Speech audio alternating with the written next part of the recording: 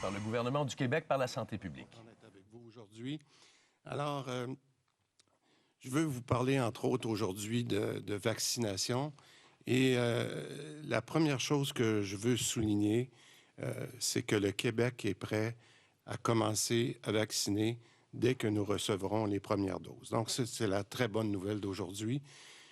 Si je vous parle de vaccination aujourd'hui, c'est signe que c'est concret et que l'arrivée du vaccin, elle est imminente. J'aimerais d'ailleurs commencer en revenant sur l'annonce du gouvernement fédéral qui a été faite un petit peu plus tôt aujourd'hui. Le gouvernement fédéral a annoncé en fait que le Canada recevrait des doses de Pfizer dès la semaine prochaine. De ces doses, le Québec devrait recevoir dès la semaine prochaine environ 4000 doses. Ce sont des boîtes de 975, on va dire des boîtes de 1000 pour garder ça simple, 4 boîtes, ce qui représente 2000 personnes vaccinées parce que, comme on l'a déjà expliqué, ça prend 2 doses par personne pour avoir l'immunité complète.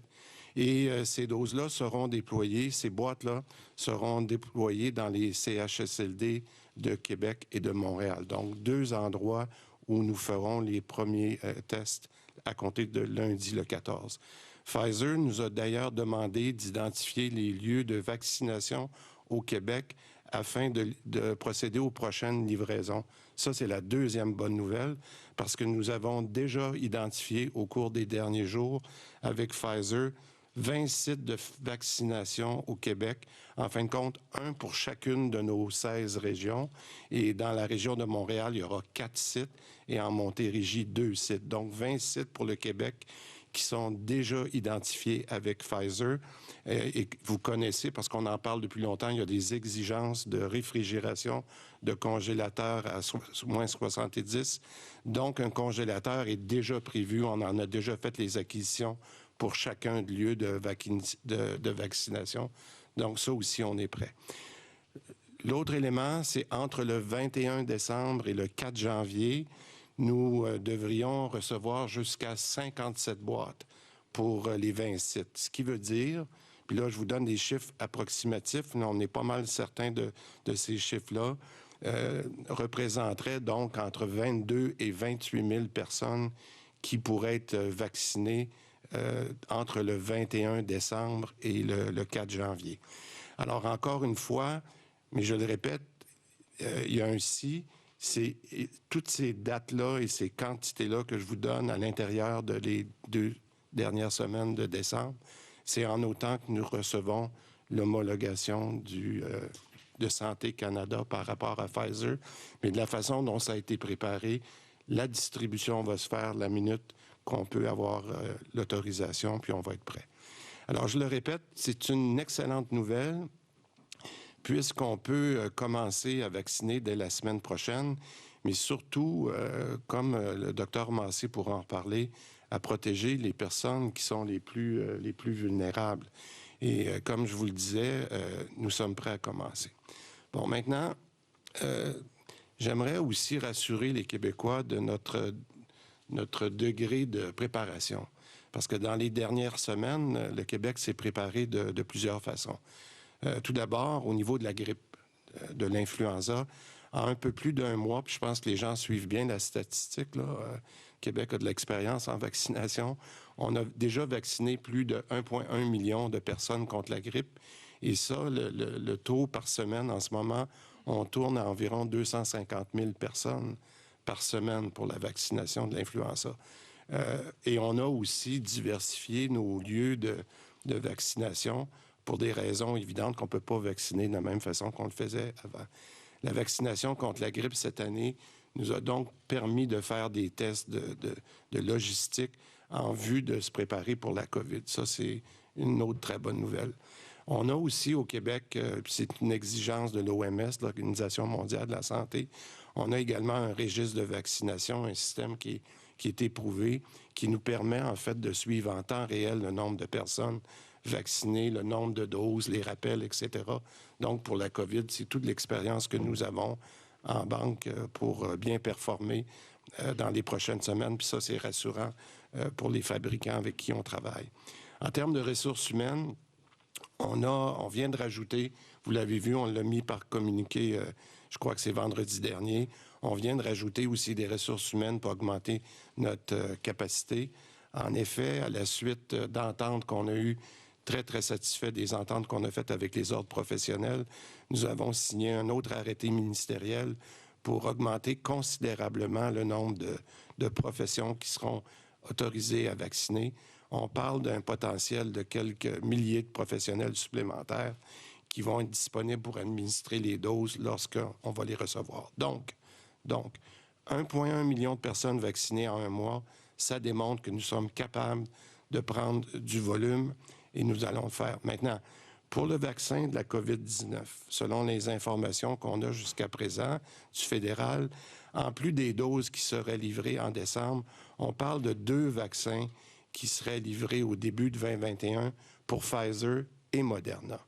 Alors, on se comprend bien, on vient de parler de Pfizer les 3 dernières semaines de décembre, mais ce qui est important aussi, c'est de regarder, je vais parler le premier trimestre ou les 3 premiers mois de 2021. C'est pas loin, là. C'est dans quelques semaines. C'est ça qui est encourageant. En fait, pour les 2 fabricants, les meilleurs estimés que l'on a aujourd'hui et confirmés par les 2 fabricants, c'est 1,3 million de doses. Je sais que c'est mêlant parce qu'on parle de doses. Je vais ramener ça en personne.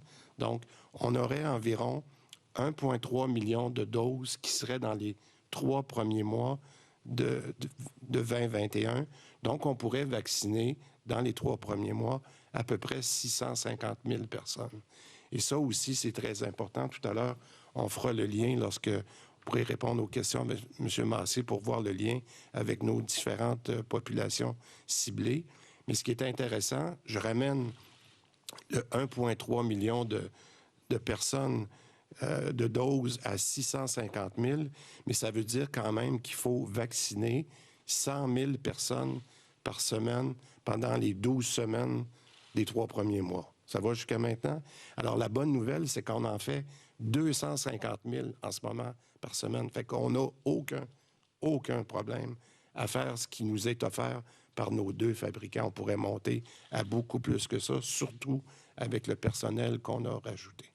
Donc, les résultats de notre opération de vaccination contre l'influenza démontrent que si on recevait, puis c'est ça que je veux vous expliquer, que si on recevait des doses supplémentaires, plus que 1,3 million dans le premier trimestre, nous serions facilement capables, nous aurions la logistique et les ressources humaines pour vacciner beaucoup plus que 250 000 personnes par semaine. Alors, je pense que ça, c'est des éléments qui sont rassurants pour la population parce que non seulement on a l'expertise, mais on a les ressources et on sait comment le faire.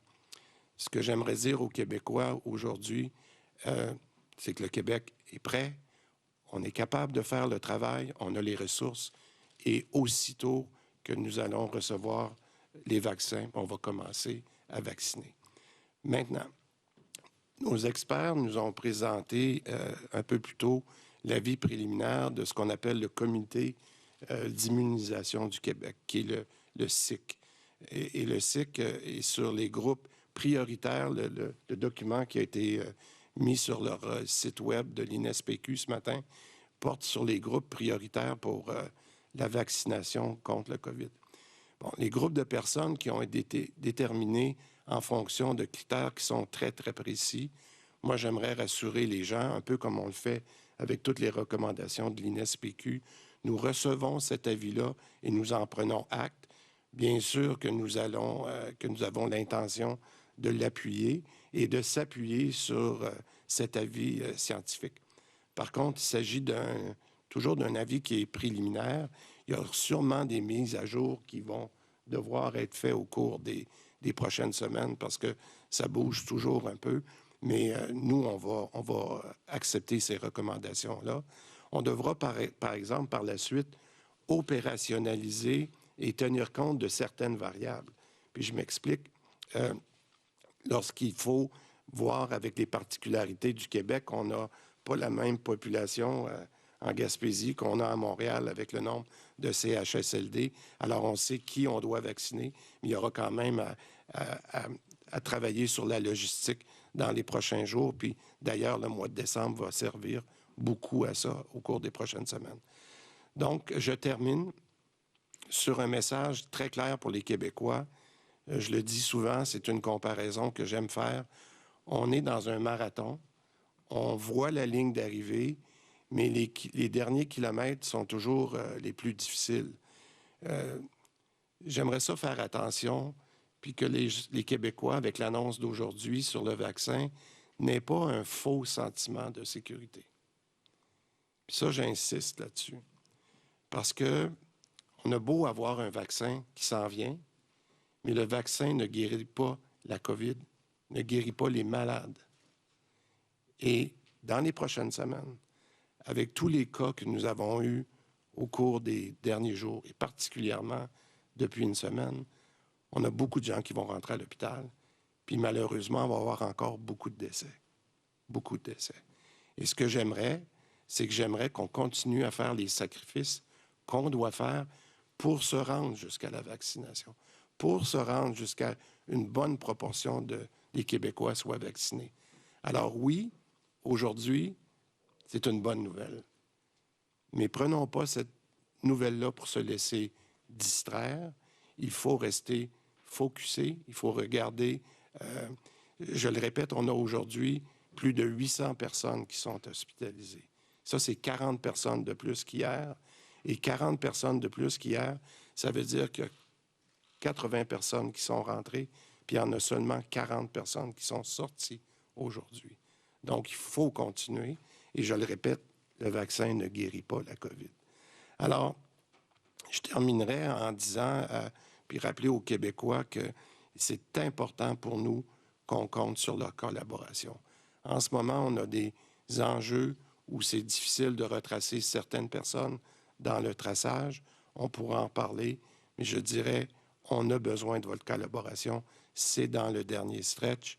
Il n'en reste pas long, mais il faut être capable de continuer jusqu'au bon moment. Alors, je termine là-dessus et je vais dire quelques mots en anglais et mon collègue, M. Massé, pourra répondre aux questions pour la suite. Juste prendre un petit peu d'eau. On me dit que je parle beaucoup ces temps-ci. Je vais très bien, je ne suis pas malade, mais ma voix tend à me quitter de temps en temps. Alors, je m'en excuse. Mais je vais très bien. Alors, today I want to talk to you about vaccination. And the first thing I want to say is that Quebec vaccination will start as soon as we receive the first doses. That's important. Federal government announced that Pfizer will be available as early next week. Of those 4,000 doses, that means that we will receive those 4 boxes, and those 4 boxes will allow us to vaccinate 2,000 people as of Monday next week, which is December the 14th. They will be deployed in 2 CHSLD, so that's really our first test. That's important. But between December 21st and January 4th, we will be able to receive approximately 57 of those boxes from Pfizer. And those 57 boxes will allow us to vaccinate approximately between 22 and 28,000 people in those 2 weeks, which is a good number. I think I want also to reassure. J'aimerais également rassurer les Québécois que, étant donné la bonne expérience avec le vaccin antigrippal, en un mois, on a dépassé 1,1 million de personnes. Et depuis une semaine, c'était 250 000 personnes par semaine.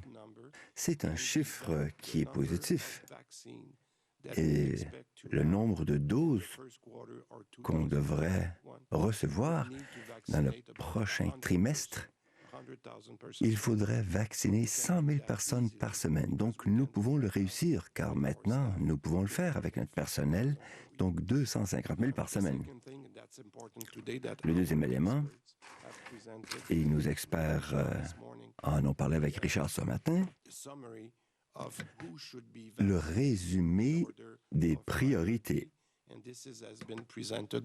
Cela a été présenté comme recommandation du Comité d'immunisation du Québec, qu'on appelle le SIC. Ça fait drôle parce qu'en anglais, ça fait malade, SIC, mais c'est comme ça qu'ils l'appellent. Donc, ces gens ont établi l'ordre de priorité. Je n'entre pas dans les détails, mais ça fait l'objet d'un consensus.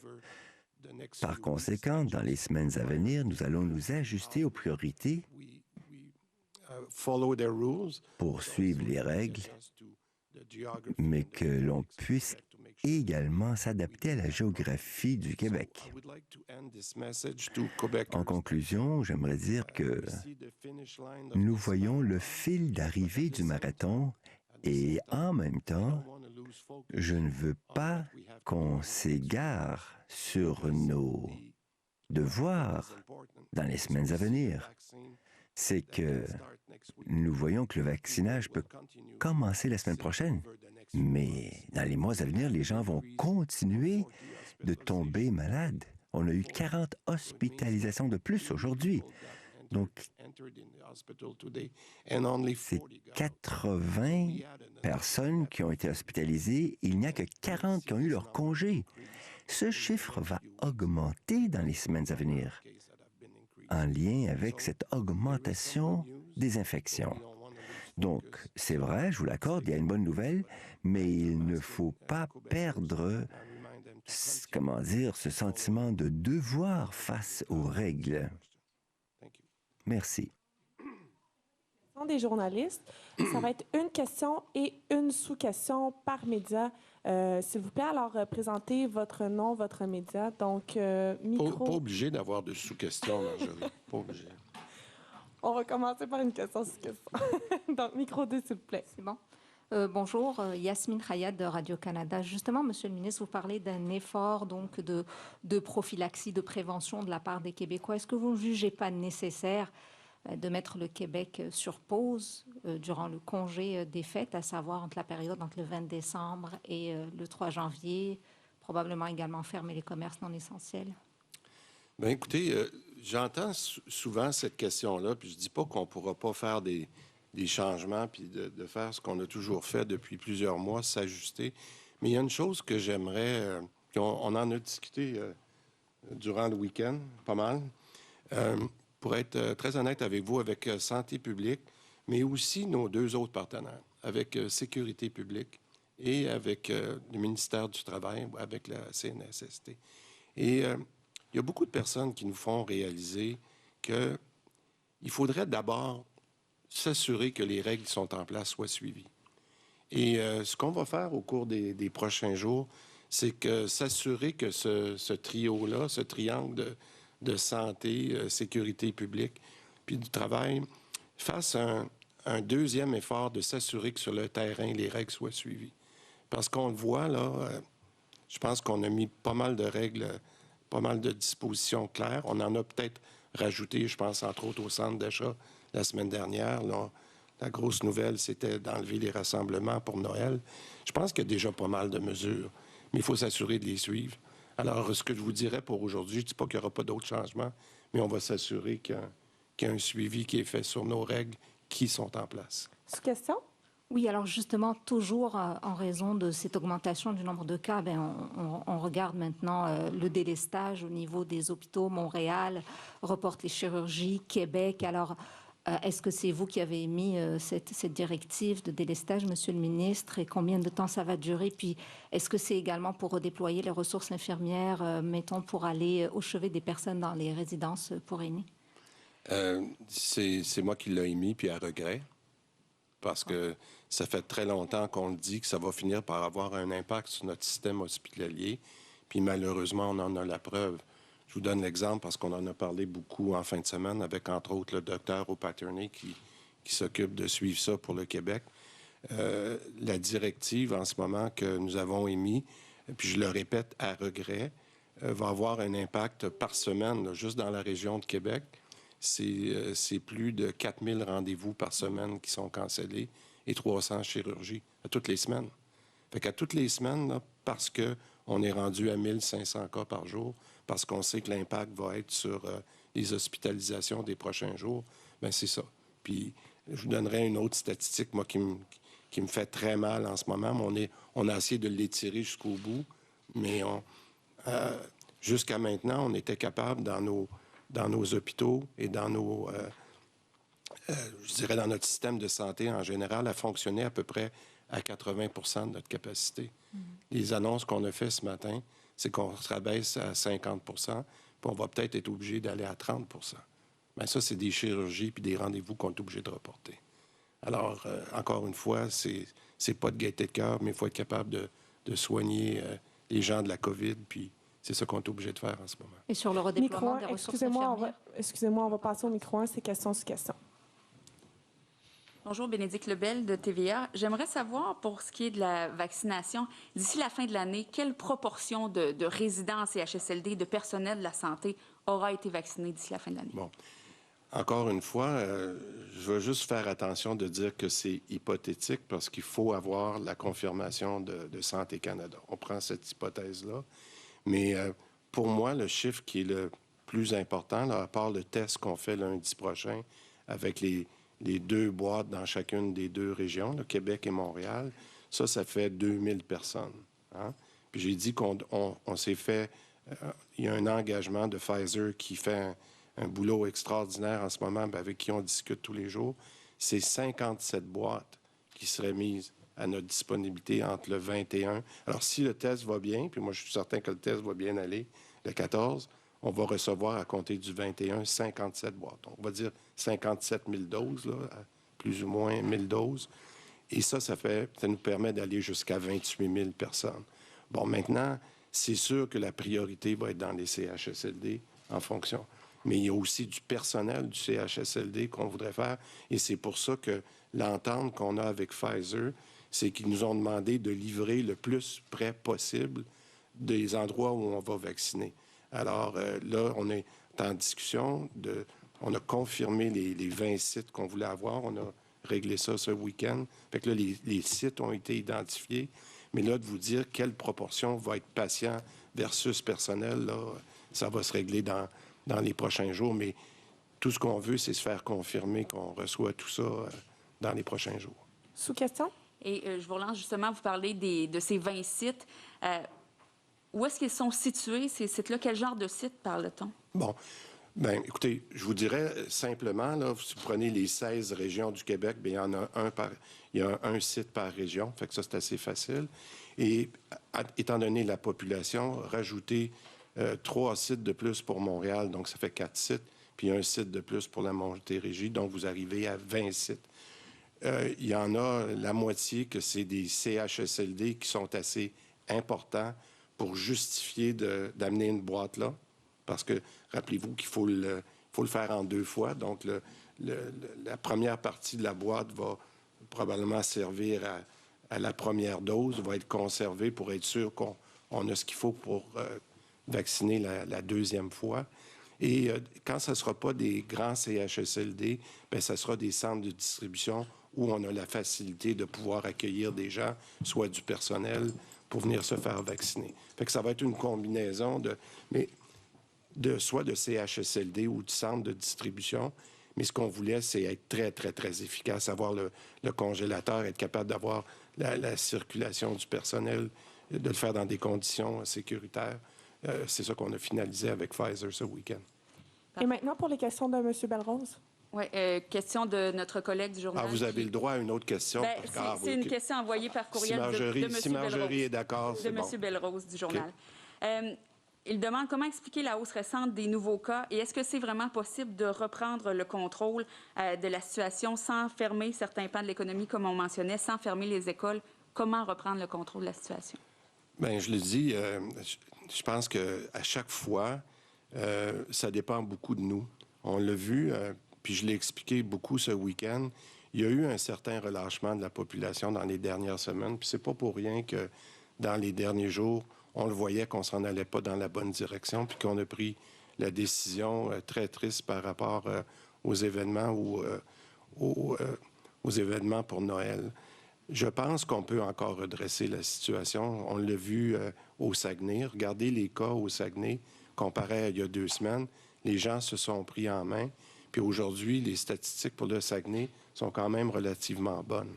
Alors, je pense que si les gens, puis encore une fois, je le dis, là, les gens, quand ils commencent à être touchés personnellement, puis là, on le voit, là, je vous dis, là, il y a des rendez-vous médicaux qui sont cancellés à compter d'aujourd'hui. Ça, c'est la réalité de ce qu'on va vivre dans les prochaines semaines, là. Il y a des gens qui devaient aller pour un traitement, puis on peut imaginer tous les traitements. Quand on dit juste à Québec, là, c'est 4000 rendez-vous par semaine. Alors, moi, je pense que les gens peuvent faire une différence, puis je leur demande, dans le dernier petit stretch, de faire un effort. Puis j'espère qu'on pourra voir la même tendance à la baisse qu'on a vue au Saguenay dans les derniers jours. Merci. Merci. Maintenant, micro 2. Oui, Ariane Lacourcière de la presse. C'est quoi les échos qui vous viennent du terrain des hôpitaux, là? Comment ça se passe? Vous voulez dire l'écho? Parce que j'en reçois beaucoup. Je veux savoir sur quel sujet. Bien, vous délestez aujourd'hui, là. Donc, qu'est-ce qui vous amène à délester aujourd'hui? Bien, une augmentation dans les... Parce que, vous savez, on a toujours besoin de quelques jours d'avis. Parce que quand on appelle quelqu'un qui devait avoir un rendez-vous vendredi pour peu importe, c'est pas une bonne nouvelle.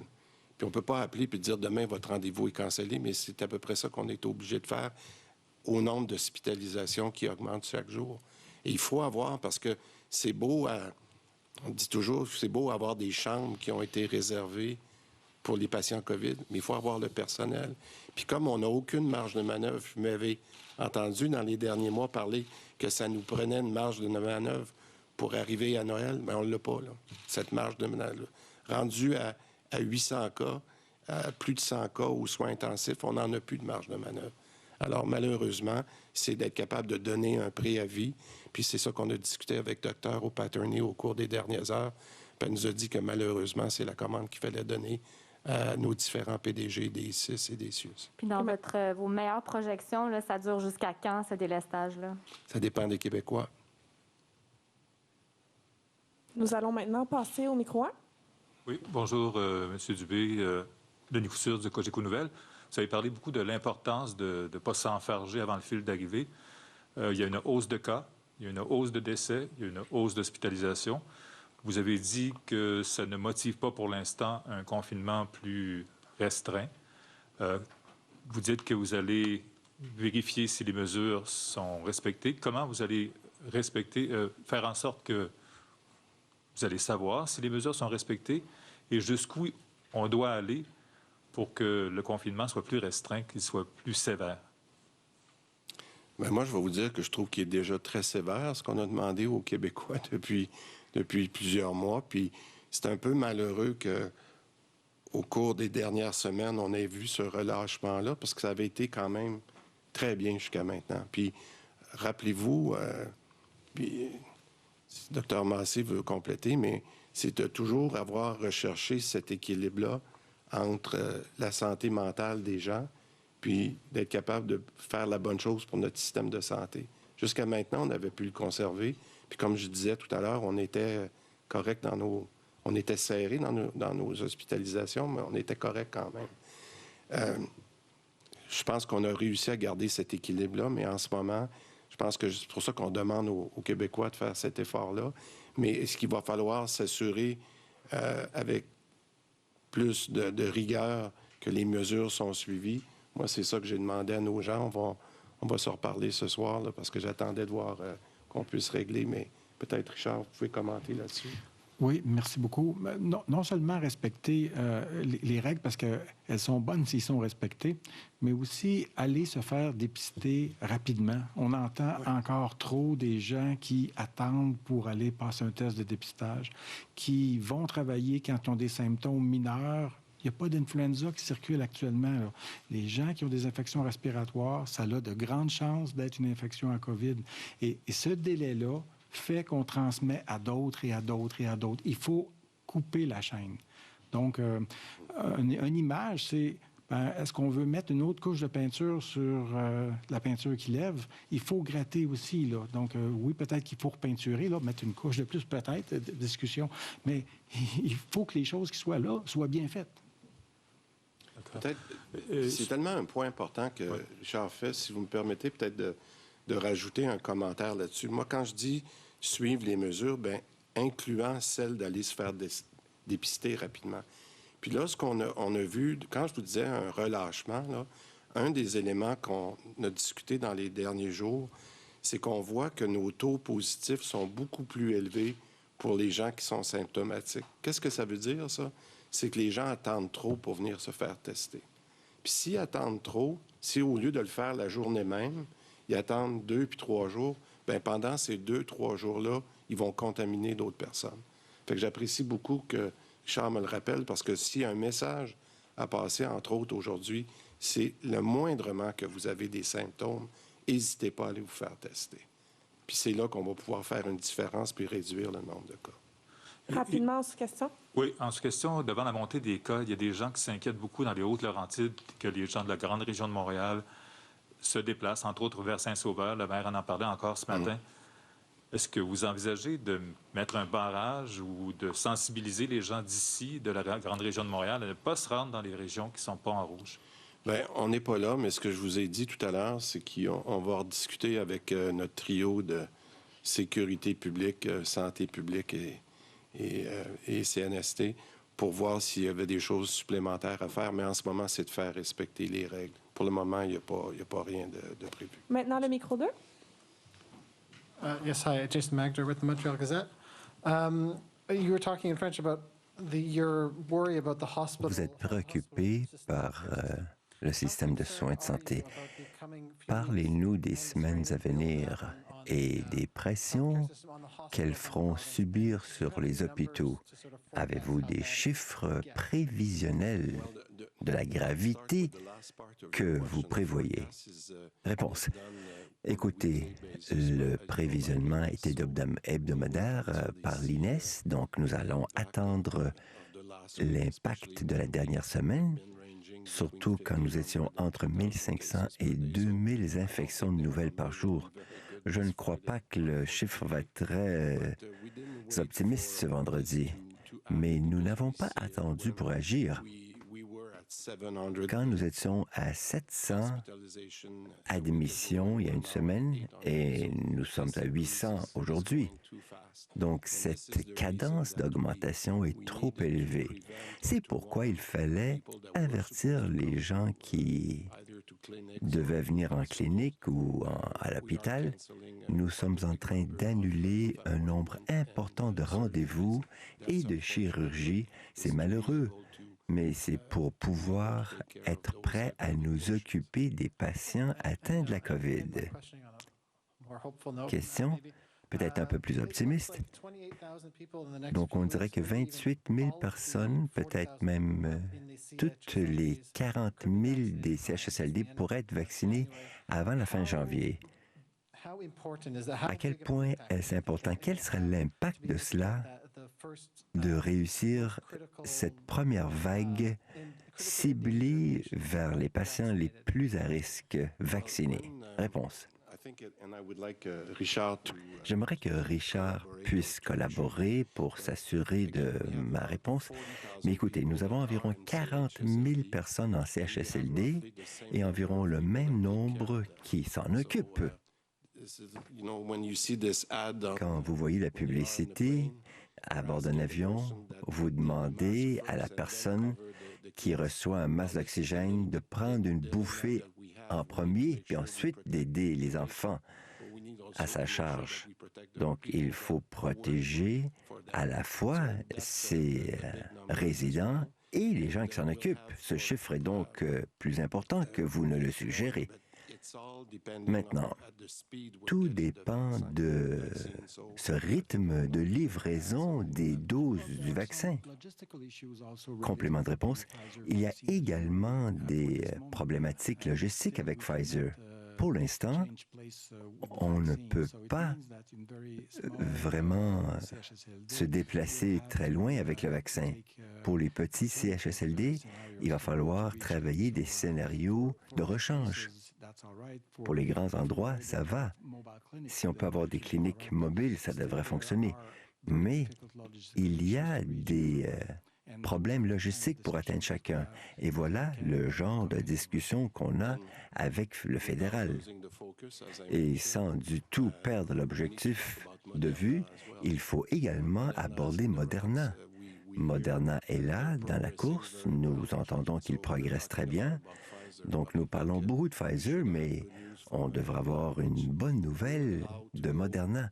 Et cela nous permettra d'aller dans les régions, car c'est moins lourd comme logistique pour Moderna, en lien avec l'extrême froid que le vaccin Pfizer nécessite. Excusez-moi, c'est une question. Micro, s'il vous plaît. Oh, excusez-moi, c'est docteur. Sorry. Il veut poser une question. No, I don't want to ask questions, but I just want to say that Je voulais rajouter quelque chose. in the next few weeks, Dans les semaines à venir, nous allons rejoindre les gens et leurs travailleurs. Ce ne sera peut-être pas la fin janvier pour tout le monde, mais nous allons tout faire pour les inoculer le plus rapidement possible. Merci, Il n'y a micro. pas de problème. Hello, Jay Turnbull from CBC. Bonjour, question. Are you worried at all Êtes-vous that, préoccupé once we get the first, I guess, called the first wave of people vaccinated, talking with people in qu'en CHSLD, pensant à la première vague des inoculés les plus vulnérables en CHSLD, people will say, okay, well, que les gens vont se dire, need the vaccine now? Are you worried that people will sort of êtes-vous préoccupé par l'idée que not take it as seriously? les gens vont le prendre moins au sérieux? Well, I Réponse. appreciate your question. Merci de cette question. C'est la raison pour laquelle j'ai dit tout à l'heure, nous ne voulons pas nous égarer et parce que, malgré la bonne nouvelle, les 40 personnes retenues à l'hôpital, c'est le résultat des 2 dernières semaines, cette augmentation du nombre de cas. Pour moi, le meilleur cadeau que je puisse offrir à ma mère, à votre grand-mère, à nos parents, c'est de m'assurer que nos proches puissent être vaccinés en février, en mars. Et si nous sommes imprudents, ils ne seront peut-être même pas vivants pour recevoir le vaccin.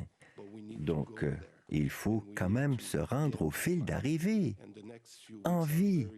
Et les prochaines semaines sont critiques.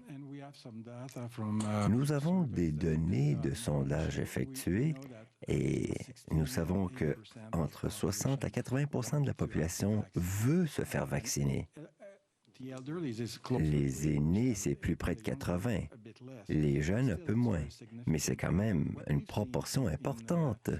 Et ce que nous avons vu en 2009, c'est que certaines personnes se questionnaient. C'est normal que les gens veulent être mieux renseignés. Mais à mesure que les gens comprenaient mieux, ils voulaient se faire vacciner.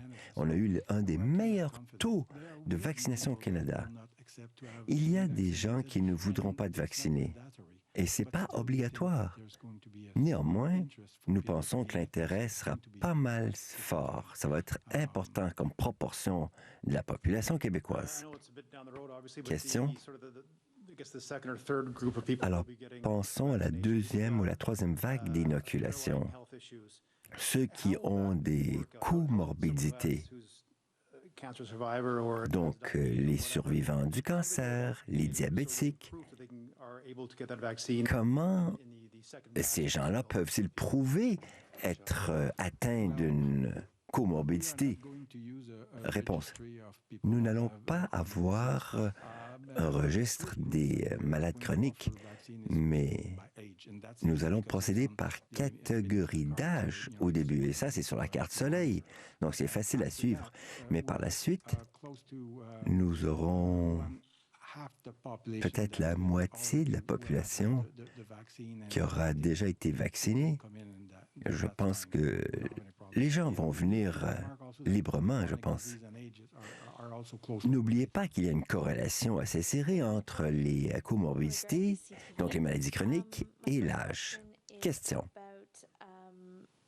kind of relating to Jay's question, but about the second and third groups and going on. Donc, je me pose des questions sur les deuxième et troisième vagues de vaccination. Maintenant, pour le traçage des contacts, on a vu des ratés. Les gens ne répondaient pas au téléphone et ainsi de suite. Alors, quelle est la fiabilité du système d'inoculation? Réponse. Les gens devront réserver un créneau pour être inoculés. Donc, les gens devront entrer en contact avec le système. Une fois le premier vaccin administré, ils sont inscrits et ils sont rappelés.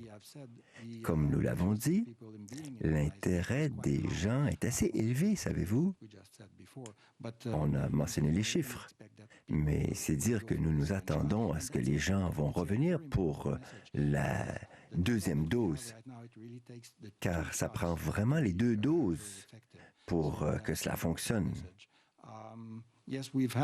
C'est vrai qu'on a eu des difficultés, les gens ne répondent pas au téléphone, les gens ne veulent pas être ciblés comme étant coupables d'avoir transmis la maladie, mais psychologiquement, le fait d'être vacciné, ça n'a pas la même...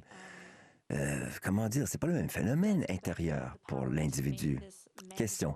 Le Québec a-t-il le pouvoir de rendre l'obligation légale quand il est question de la vaccination?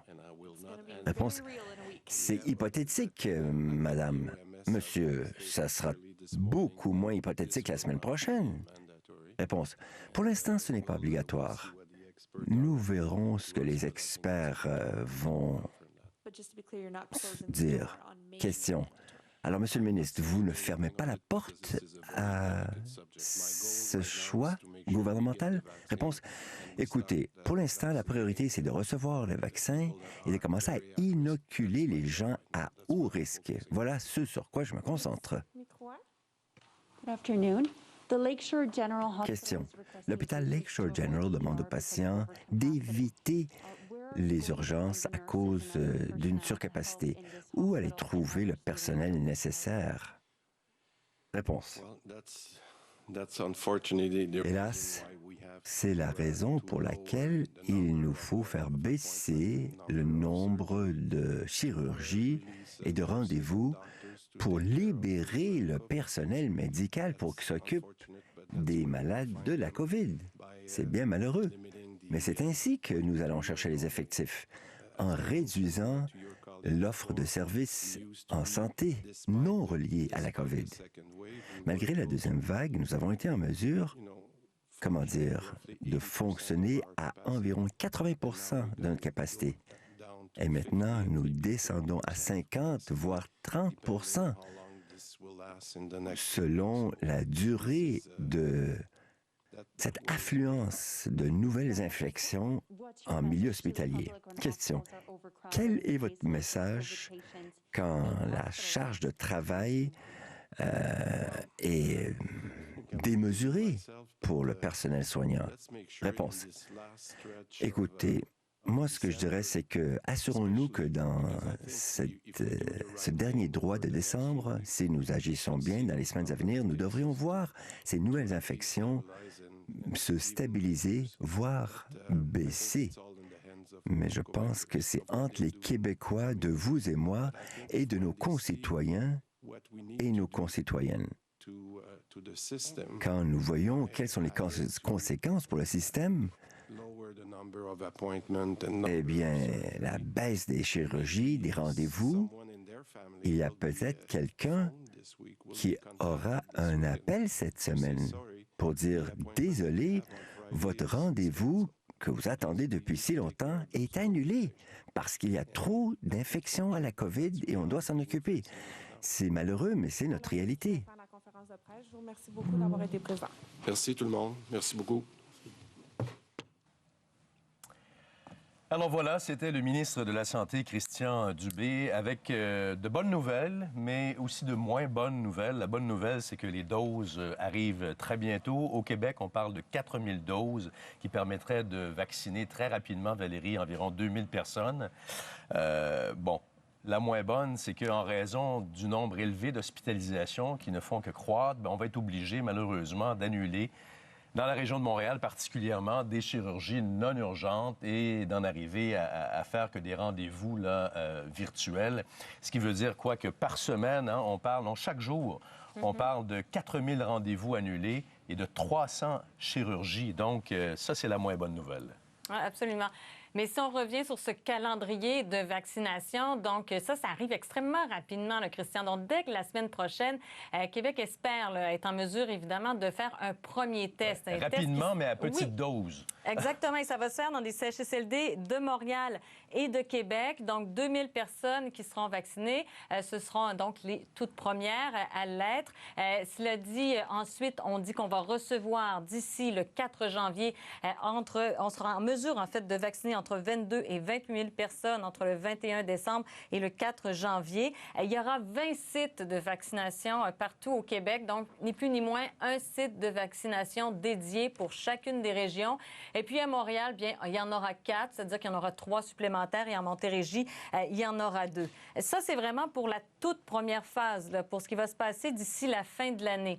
Ensuite, eh bien là, pour les 3 premiers mois de 2021, on espère être en mesure de vacciner 650 000 personnes à un rythme de 100 000 personnes par semaine parce que là, il n'y aura pas seulement ce fameux vaccin de Pfizer qui sera disponible. On espère qu'également, on sera en mesure d'avoir en main des vaccins de Moderna. Et on le sait, ce vaccin-là de Moderna est moins capricieux, je dirais, que celui de Pfizer qui réclame des équipements particuliers. Il doit être conservé à moins 70 degrés. Donc, vraiment, celui-là doit être administré dans des lieux qui sont peut-être moins éloignés des grands centres. Donc, on peut s'imaginer que les vaccins de Moderna seront, eux, prioritairement envoyés dans des régions plus éloignées, dans des communautés ou des territoires autochtones également. Et M. Dubé, si vous me permettez, Valérie, qui mentionne qu'on a l'expertise, on a les ressources. Oui. Et il y a comme un test à large échelle qui est en train de se faire actuellement avec le vaccin pour la grippe. On est capable de vacciner en masse et c'est comme une pratique générale, ça. Voilà, on est capable de faire davantage, dit même le ministre. On l'a prouvé avec la campagne qui est en cours, la campagne de vaccination contre l'influenza. Et en plus, vendredi dernier, le gouvernement a autorisé des nouveaux métiers, si vous voulez, pour administrer les vaccins. C'est le cas, entre autres, on se souviendra qu'on avait autorisé les pharmaciens à le faire. Et là, il y a d'autres, donc, métiers du réseau de la santé qui pourront, donc, donner ce vaccin-là. Alors, on dit, on est vraiment prêt à vacciner un maximum de personnes. Et si le Québec pouvait ou devait recevoir davantage de doses, eh bien, on pourra augmenter facilement la cadence parce qu'on a l'expertise, mais on a également les ressources humaines. Et je veux vous parler également des clientèles. On le disait un peu plus tôt, mais c'est vraiment ces deux clientèles-là qui seront ciblées en priorité là, dans les prochaines semaines.